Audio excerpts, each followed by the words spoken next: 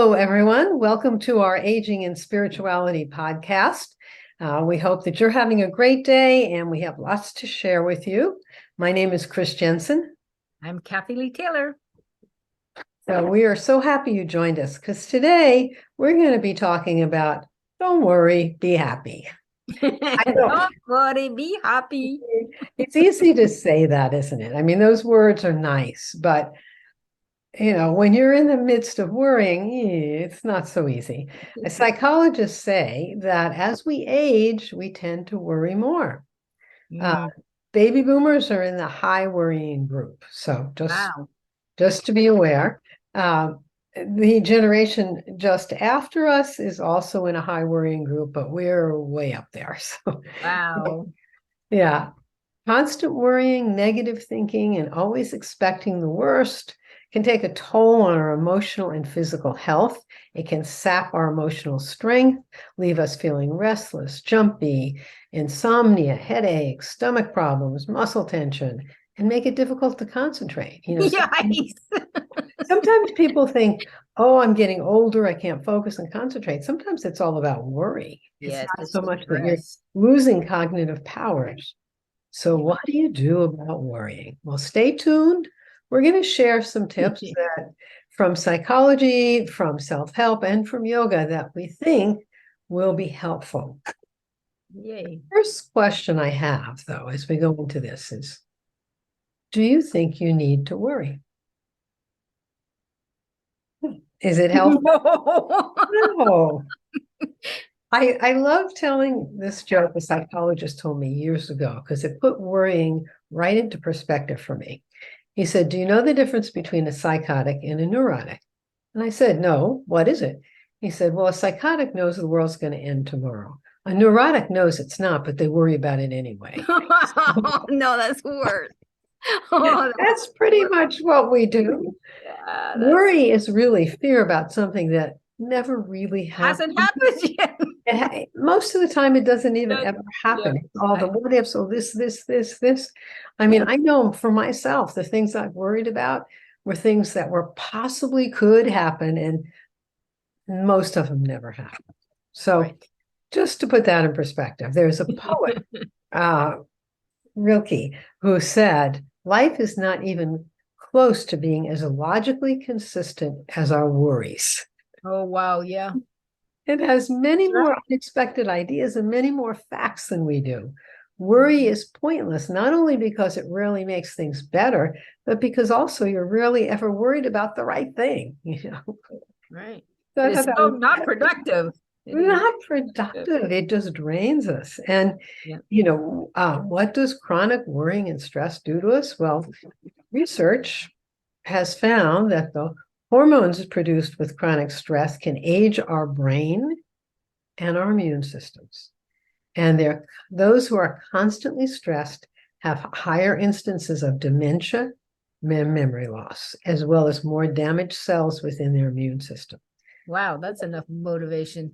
Right there, that's enough motivation to get off the worrying boat. But we're going to give you some tips in a little bit, because I know it's easy to say, but not always easy to do when you're in the thick of it. But just to let you know some more stuff that, research says, worrying and stress lends itself to high blood pressure, making you more susceptible to heart disease and other conditions typically found in older populations. Wow. Now, while a moment of stress here and there isn't that problematic, once in a while, but it's the chronic, long-time worrying and the resultant stress that can wear our bodies down and age us. And, often we get into a habit of worrying. Yes, they do. I mean, my daughter is a great example of this. I mean, she's a worrier. She's a worrier. Yeah, she worries about a lot of stuff, and I mean, she's got this baby that's just turning a year old. And believe me, the pediatrician has many phone calls from her and many visits because she's always worried about something with that baby. So, and, that's not the best thing. And, I've talked to her, before having the baby, she would spend some time meditating in the morning and doing some yoga postures. And she said, well, I can now because he doesn't sleep and I don't have time. And I said, yeah, but you're compounding your problem. Yeah, that's if she could meditate for an hour, probably take 4 hours of sleep off of her It would take schedule, it, you right, know? right. 20-minute meditation is supposed, a good 20-minute Yeah. meditation is supposed to be equal to many hours of sleep. So, but you have to get to it at your own. But that's why we wanted to share this with you guys, because it's so important and it can be so very helpful. So what can you do to stop worrying? So according to all the self-help gurus, the psychologists, and yoga, mindfulness and meditation, and we're going to talk a little bit about some specific meditation that can help in a little bit, deep breathing. And, I've shared before, there's a yoga breath practice that the Navy SEALs are taught when they are in a difficult and stressful situation and they don't know what to do. They stop and do this breathing practice. It's very simple. We'll do it later. And it's a very simple breathing practice. And what it does is it helps them get calm down, let go of the worry, and be able to focus and make a better decision. And that's really what we want to do. I mean, when we start worrying and worrying about all the possibilities of things that could go wrong, what we really need to do is let go of that and try to get calm and focused so we can actually make a decision about what the best thing to do is. The great thing about your analogy is that their life and death decisions are just as important as ours. Like, we're dealing with worry, we're ruining our moment, Right. like it's not even real and we're messing it up totally. My mother was a huge worrier, and I remember getting to a point in my life when I just said, I'm never going to use that word again. And I never allowed that word worry to kind of come out of my mouth ever again. It was just so useless. To this day, when I hear it, I'm like, that's that word. I should tell them to cut that out of their vocab. Yeah. Because we can worry ourselves into a snit, but it doesn't help anything or anybody. And if you remember nothing from this talk today, just remember that joke I told about the psychologist. It puts everything into perspective. He told me that joke and it changed my life. It really did. So just keep in mind. And self-compassion is another thing. We tend to be very hard on ourselves. I always say, think about what you say to yourself, what your self-talk is when you stub your toe or do something, drop something. You probably mentally say things to yourself you'd never say to another human being. Curse. You jerk, you idiot. What the F did you do that? That's, you wouldn't say that to somebody else if they stubbed their toe or they. No, are you okay? Yeah, exactly. So yes, that's what you need to do with yourself. That's a great inside. Yeah. And have that self-compassion. Think about what you'd say to someone else and say it to yourself.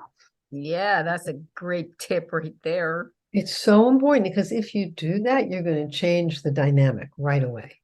Right away. So think about that. Think about doing that. Another thing is to share your fears with friends and family.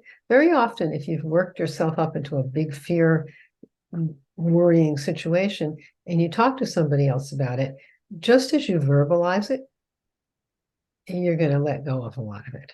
And they can help you potentially just by listening or just sharing that, hey, it's not as big a deal as you think. But sometimes just saying it out loud to another person, then you hear it and you think, oh, yeah. This is so true. You're actually describing what I've been doing this week with my coaching calls. I've been taking like 20 minutes at a time, and all I do is hold space for them to talk and work their own stuff out. I don't even have to work hard at it, like they just get around to figuring it out by listening to what they're saying. Yeah. So it's really powerful. It's very powerful. Very powerful. And these are simple things we can all do. You don't have to have any expertise, just have to have the desire and the realization that worrying isn't good for you and it's not productive. Yeah. Gratitude. We talk often about gratitude, but that shifts everything. When you're concerned about something negative in life, if you look at what you have to be grateful for, and we all have so much to be grateful for, just focus on that.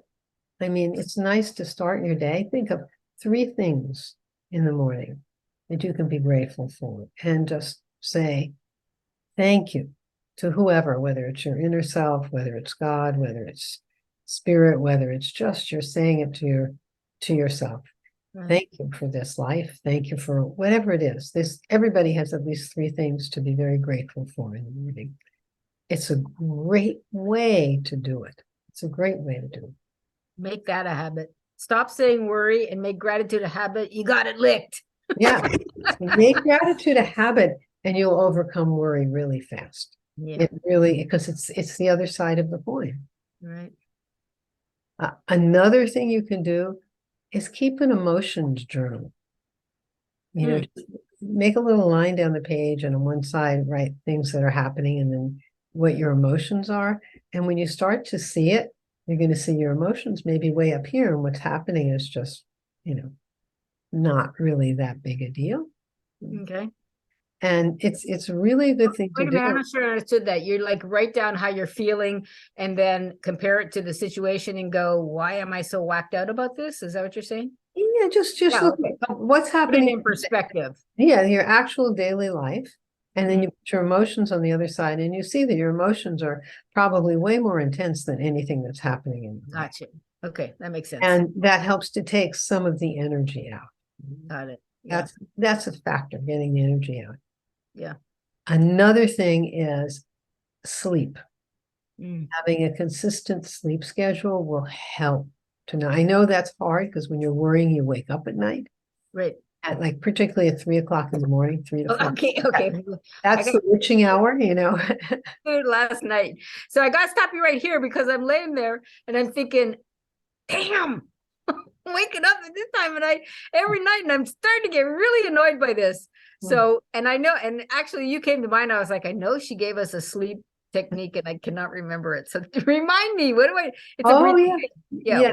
There's a breathing practice for sleeping. It's very simple.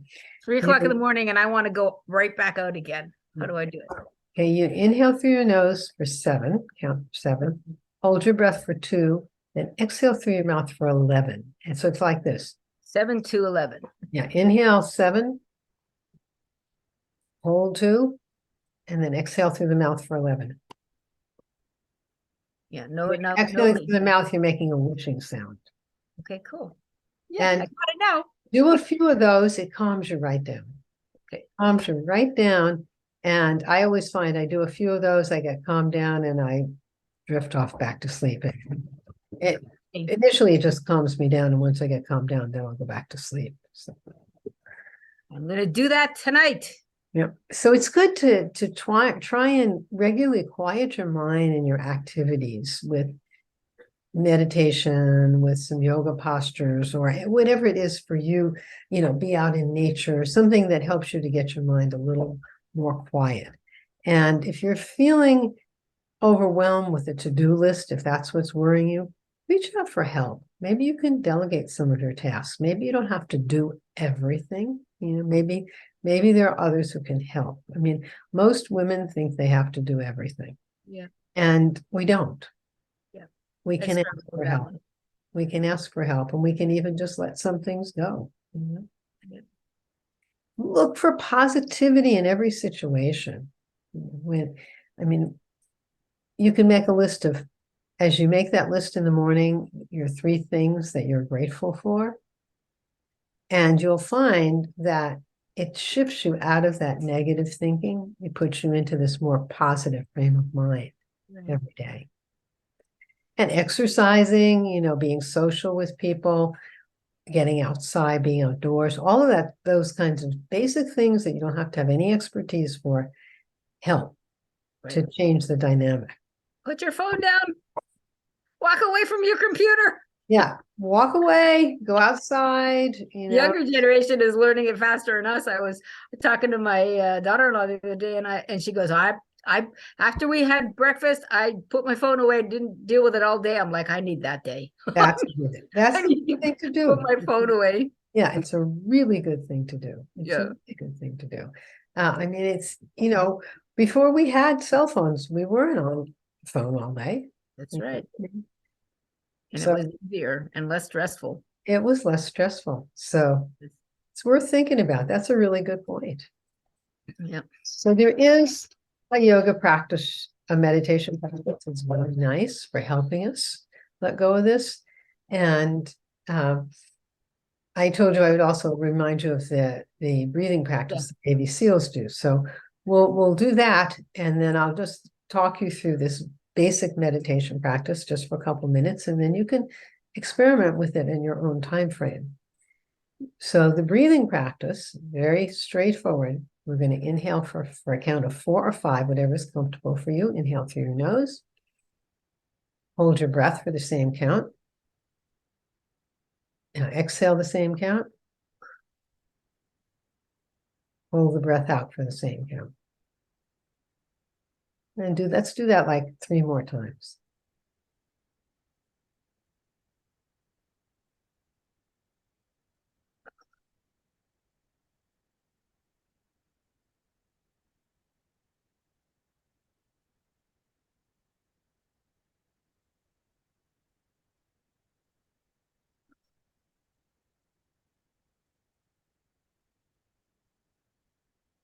See, we just did that 3 or 4 times. It already makes us a little more calm.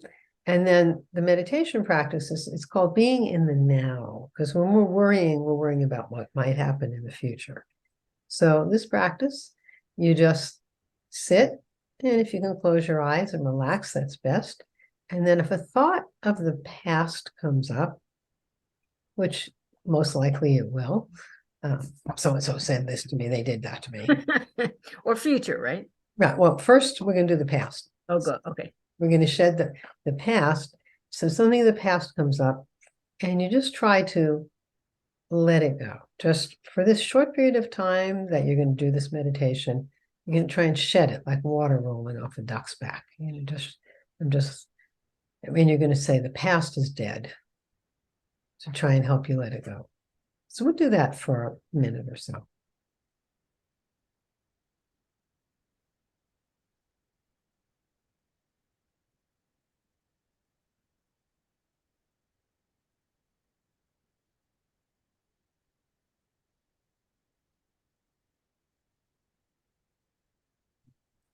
Now, if a thought in the future comes up, which likely it will, you want to do the same thing. You work on the past first, then the future. So future thought, you shed it. The future hasn't happened yet. That always helped me to shed it.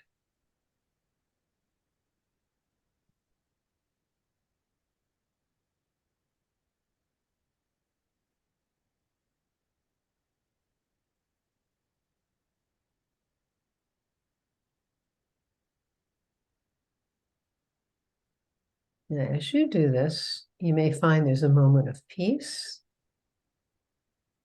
in between the thoughts. And if there is, appreciate it. Just focus on that peace and appreciate it.